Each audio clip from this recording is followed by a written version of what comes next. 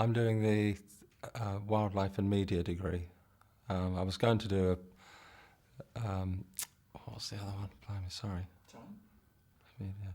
Yeah, I was going to do the adventure media degree, but then I saw some of the guys coming down the hill on those bikes, and I thought, do I really want to do this? So I looked at the prospectus for the wildlife media, and I thought to myself, at 60, that's probably more my cup of tea. Well, it sounds like you just spend a hell of a lot of time taking pictures and film of animals, but it's far more than that. There's a lot of science to it, a lot of ecology, biodiversity, I know a hell of a lot about birds now. I used to see them flying past me in the sky and they were just a bunch of feathers, you know.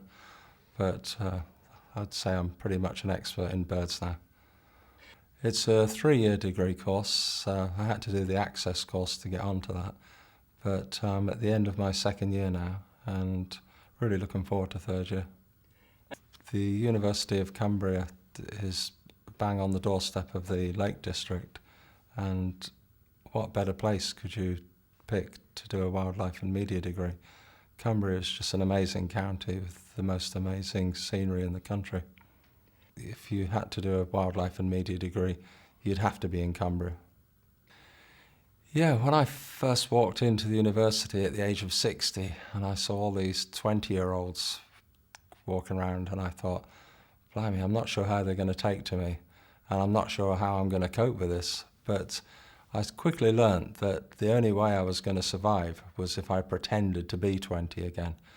And I started out on that premise, and it really paid off, because on one of the first lectures, when the lecturer touched the board and the slide changed, I went, wow, that's amazing. And everybody else in the class looked at me and thought, where's he been? I didn't know that things like that could happen. You know, I was used to books, but now everything you touch can move. Well, I used to think that they thought that I was something like their dad, but I'm actually more like most of their granddads.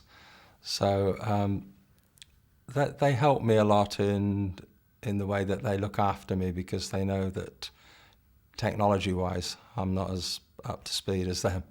I don't even know some of the terms that they know. I'm getting better now after 2 years, but I generally get the feeling that they look after me, and that's quite a nice feeling, because I thought when I started on the course that, you know, I might be the outsider, but far from it. I seem to be quite the focal point sometimes. I can't imagine doing a degree if I was 18.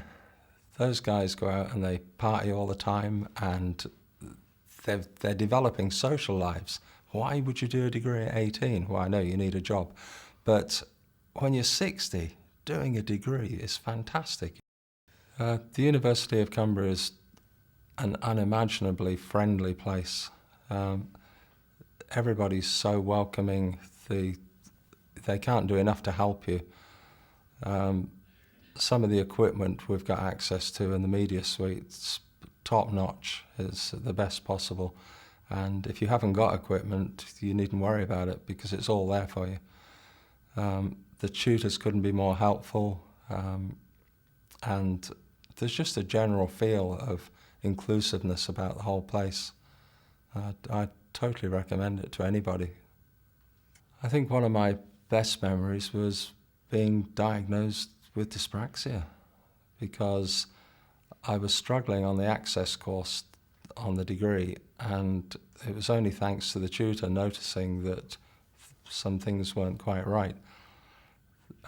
Once they discovered I had dyspraxia and it was diagnosed by an expert, I got so much help, and with that help I find that I'm getting much better marks, and I need very little help now. All my life I'd walked around with pockets full of lists and always wondered how other people managed without pockets full of lists. But now that I've been diagnosed with dyspraxia, I know that I can't live without loads of lists. So it was thanks to the university that I realised that, and if it hadn't have been picked up, I might have dropped out. I might not be here now.